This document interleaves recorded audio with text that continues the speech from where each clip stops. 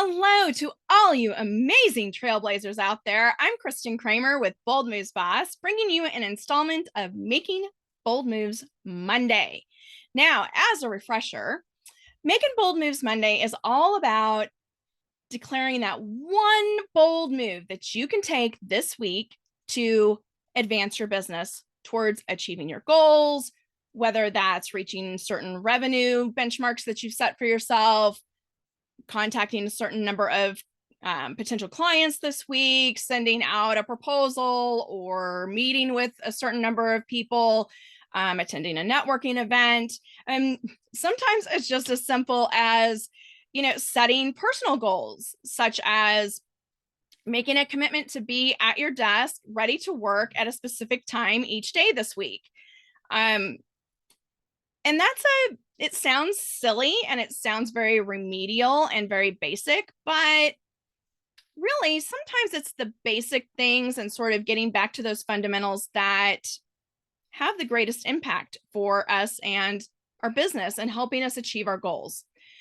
So my challenge to you this week, as every week when we're talking about Making Bold Moves Monday, is what is that one bold move that you can declare today on Monday and commit to making that bold move this week and really focusing in on at least one thing you can do this week to advance your business. Because if you focus on too many things, what you end up doing is dividing yourself, kind of spreading yourself too thin. Your focus is scattered all over the place. Your energy is very scattered, and you can get to the end of the week and kind of sit back and think, I don't know what I did this week. Like, I don't feel like I accomplished a lot, but I sure was busy, right? I mean, I put in a lot of hours, I feel like, at my desk, but I don't have a lot to show for it. So sometimes if we just really dial in on one specific thing that we can do this week and consistently deliver on that action, we'll see bigger results than if we have a big list with a lot of things that we want to accomplish this week. It sort of goes back to a previous post that I did on multitasking versus single tasking. And again, single tasking seems very counterintuitive, but there's science that shows that single tasking actually helps us work more efficiently and get a lot more done than if we're trying to juggle a bunch of different things simultaneously, because our brains just don't work that way. So again, Making Bold Moves Monday. One bold move that you can make this week to advance your business. Now, if you're having a hard time coming up with some ideas, I'm going to give you a couple tips that I've used in holding myself accountable in my own business, that I've used when working with clients, and that I found very helpful when working with a team when I had my agency. So one of those is to have a baseline set of things that you do every single day. So some people call this your daily method of operations, your modus operandi. I hope I said that right.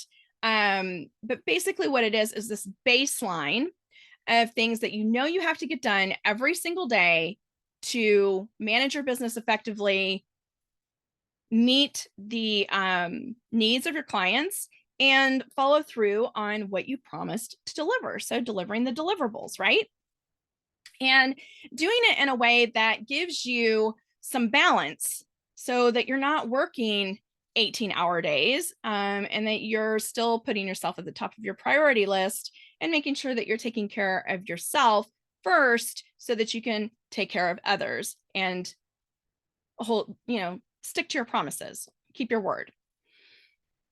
So, and we'll talk about that another day in more detail. But one of the things that I'll do when I'm working with a client, so for example, I have a client right now, she's scaling from being an organization in the Pacific Northwest to having a chapter in every major metropolitan area across the United States. Doesn't seem like it would be like super cumbersome, right? But there are a lot of things that have to happen in order for that to become a reality. And one of the things that I do is I will set up for myself when I'm working with a client, and also, I can help my clients set up this daily method of operations. So these are things like making sure that you're getting into your email, or if people communicate through DMs with you, or whatever that method of communication is, if it's text, DMs, emails, what have you, but getting into that primary source of communication that people interact with you and skimming through there for actionable items. Now, I know there's a lot of advice out there of the touch it once method, especially when you're talking about your email inbox, okay, or your message inbox. And I like that idea, but what I'm suggesting to you is actually when you sit down in the morning and you're sort of mapping out your day,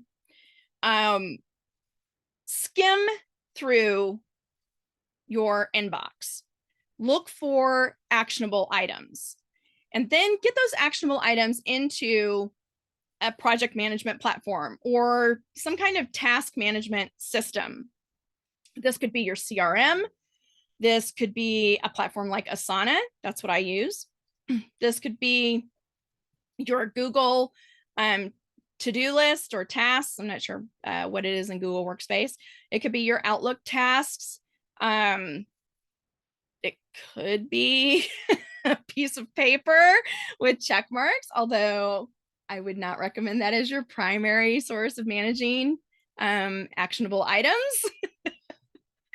But it could be.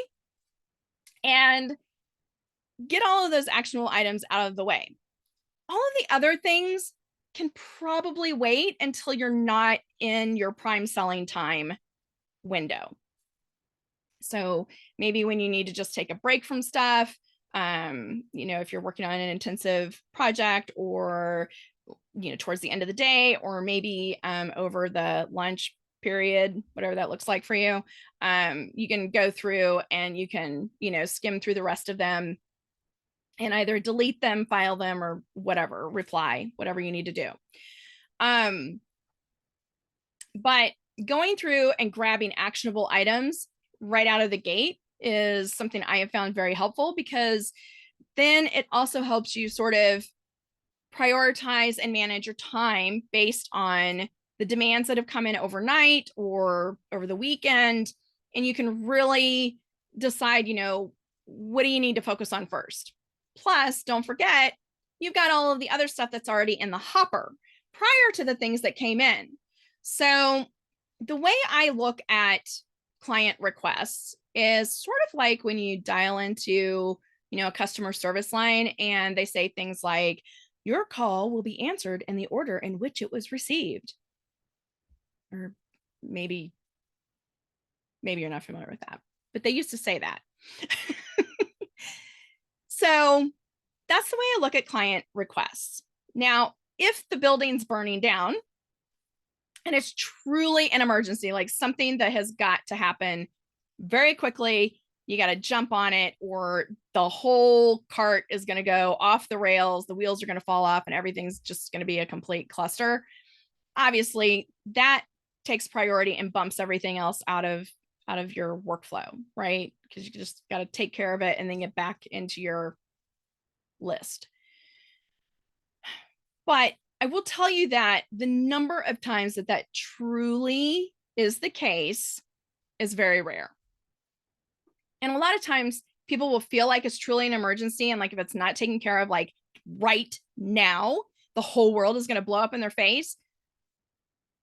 But I have to say, in my experience, 99% of the time, that is not truly the case. So you have to be able to discern what really constitutes being on fire and needs to be put out, and what just sort of looks like you're on fire, but really isn't.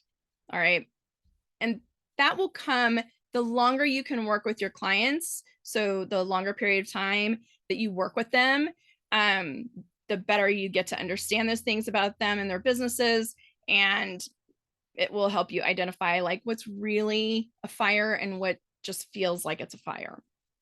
Okay, so go through your inbox, grab all those actionable items, get them into some kind of task management system.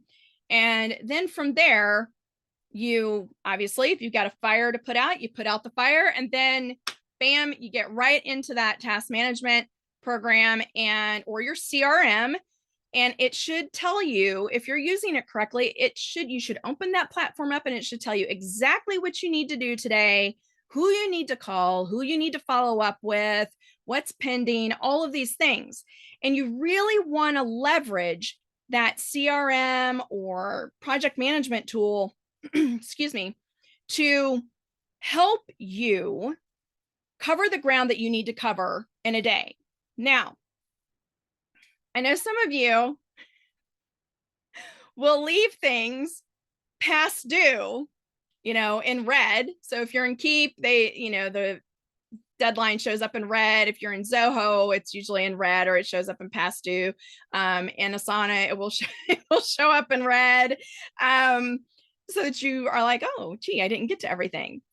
But let's say you're about midway through your day, or you're midway through the time that you've allotted to work on deliverables. And you're like, holy shit, I have 40 more things on my list that I have to get done. And I put the due date as today. All right.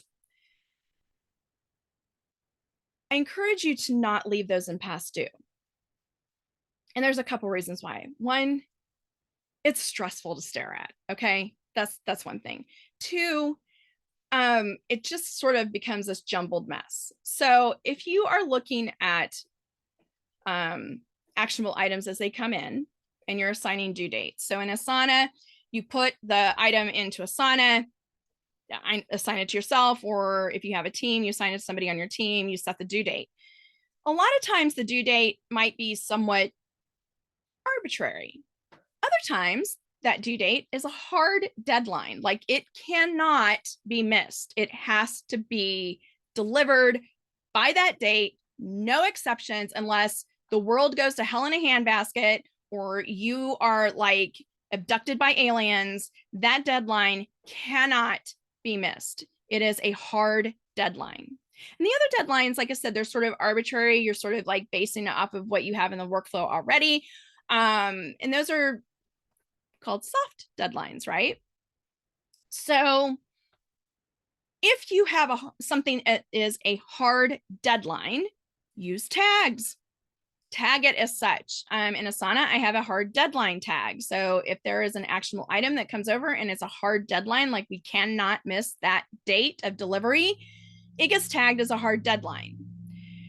And this helps me skim through my list and identify, based on the time I have to work on things in that day or that week, what do I need to absolutely make sure it gets done? And those things should probably go to the top of your list. Now, a lot of us, and I am guilty of this, will skim through our list. And what we like to do is we're like, okay, these are the really easy things. And then there's this thing over here that's going to take like, oh my God, like so much time, right? Or you might think, I really hate doing that, whatever the case is, right? And so you're like, I'm going to do all the easy stuff and then I'll tackle that. There is a saying, and I think it's from Mark Twain. You can correct me if I'm wrong, but it's eat your frog first.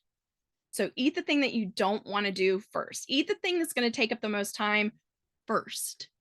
Save the easy stuff for later in the day, when maybe your energies, maybe you hit that 2 o'clock or 3 o'clock wall and you're like, oh my God, somebody like hooked me up to a caffeine IV. Guilty. save the easy stuff for those times, or for sort of switching gears and giving your brain a little bit of a mental break for something that requires deep focus. But do the hard things first, or maybe the things that you just really don't enjoy. Get those out of the way, because then you can coast. And when you're in the coasting phase, yes, I'm going to say that, the coasting phase, if a fire pops up on you, not a big deal, because you've already addressed the stuff that has a hard deadline. And so these other things can be traced forward. And that's an old hotel term, or an old sales term, tracing things forward. When you get midway through your day, kind of stop and take stock of where you are and what you still really have to get done today. If you've got 40 things left on your list and you've only got 2 or 3 more hours that you're going to be at your desk, you are probably not going to get those things done. Don't put yourself in a position of being in crunch time and going, holy crap, I've got 4 hard deadlines and I have got to get this stuff done in the next 3 hours, or I am up a creek without a paddle and I'm going to have people screaming at me. Don't put yourself in that position. So again, that's why you do those things first, right? But what you want to do is, when you hit about the halfway mark, maybe 2 or 3 hours before you're ready to wrap up for the day, you want to skim back through that list, and anything that can be traced forward, maybe to the next day or the day after, or, you know, sometimes as you work through a project, you're like, oh, this can be done in a month from now. It doesn't have to be done this week. Then adjust your due dates to dates that make sense. And this is especially true if you're working on a team and somebody is assigning stuff to you, right? Because they're assigning stuff to you to get it into the workflow, and you may need to adjust the due date. Just side note, be sure that you're communicating with them to let them know that you're adjusting the due date and why you're adjusting it.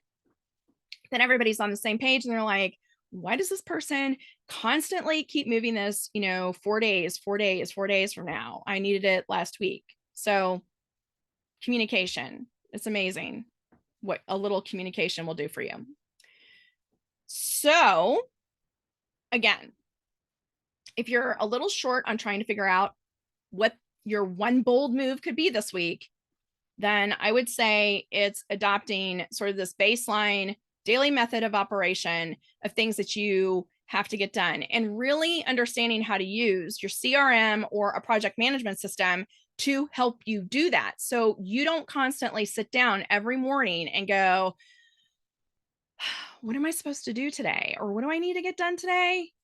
Oh, wait, I think I remember. Or you're sifting through a bunch of notebooks or sticky notes. Oh my God, I used to have a sales manager that used to use sticky notes everywhere. To try and figure out like what you need to do today. And don't use your email or your messaging system as your to-do list. That's a recipe for something getting lost in the shuffle. What you want ideally is to be able to come into your desk or your office every day and know exactly what you need to do to further your business, to get that big project done, to launch that course, to launch that membership site, to get out there and be seen and heard so that people can get to know, like, and trust you, to deliver the deliverables to your clients, to follow up with people that you've talked to in the past. These are all things that we have to juggle as entrepreneurs, as business owners. And so it's really important to master this time piece. So, in the 3 T's to thriving, it's time, tech, and talent. If you are a unicorn, so you're in the, launch and kind of startup phase of your business, maybe you're in the first 1 to 3 years of your business, then mastering time and technology, nailing those 2 pieces in the 3 T's to thriving, really important, because you're probably not at a point where you can outsource a lot, or bring on a virtual assistant to help you on a regular basis. So, leveraging time, or and leveraging technology to help you expand your time, really key for you in those first few years of your business. If you're a dragon, if your business is in the dragon phase, and so maybe you have a virtual assistant, this is still really important because you don't want to pay someone to sit there and try to figure out what it is you need them to do today. You want them to come in and know exactly what they need to do today and start working immediately. Otherwise, you're just pissing your money away because they're searching around for files, trying to figure out what it is you need, and you are paying for them to sift and sort and figure it out. Where if you would leverage the technology to help them expand their time, then you are maximizing your investment with that talent. Okay. So I gotta know, you're gonna have to try this out. If you're already doing this, then you probably have some other things that you've added to the mix to help improve this very general, very beginning piece of this puzzle. And I would love to hear what tips you might give folks on, what's working for you and what you found to be very helpful. And you can drop it into comments and share, because we really, truly achieve the highest level of success through collaboration. And in the meantime, if you have questions, you can schedule a call with me. You can drop it into comments. You can email me. Email is way better than social media. But one way or another, there's lots of ways to get to me. And I'll be happy to answer your questions. And if there's something that you want me to dive into a little bit deeper on this topic, let me know that too. And I'll be happy to do a segment on it, or, an open office hour where people can come in and do a live Q&A. So again, one bold move that you can commit to doing consistently this week to help you advance your business. I've given you some ideas here. Maybe you have a different idea or something else that needs to happen in your business. Like you need to sit down and create content for your course that you want to launch. Then make sure that you're doing that consistently every day so that you're getting it done, over a span of time versus trying to cram it all into one day and crunching to get it done because you set a launch date and, you still don't have anything ready to launch. So that's a lot of stuff to go through. I'll put together a tip sheet for you. I'll drop it on here later. In the meantime, drop me a message in comments or as an email. I'm at Kristen@boldmovesboss.com. And I'll catch you guys on WTF Wednesday, where we're going to do sort of a midweek check-in. And the purpose of WTF Wednesday is sort of to see, like, okay, we declared our bold move on Monday. Where are we? We're on hump day. We're at the middle of the week. Where are we with our bold move? How's it going? What's working? What's not working? Do we need to make some adjustments? Do we need to follow through on our commitment? Because it can be easy to get derailed. So I'll see you guys on Wednesday. In the meantime, get out there, blaze your own trail. Don't wait. Stop waiting for someone else to do it for you. Blaze your own trail, do it your way, and go out there and be amazing and make this world a better place. So until then, go out there and unleash your inner bold moves boss and just, make it happen for yourself. And I will talk to you guys on WTF Wednesday. Thanks so much for sticking with me for this segment, and let me know what you need help with. All right, talk to you guys soon. Bye.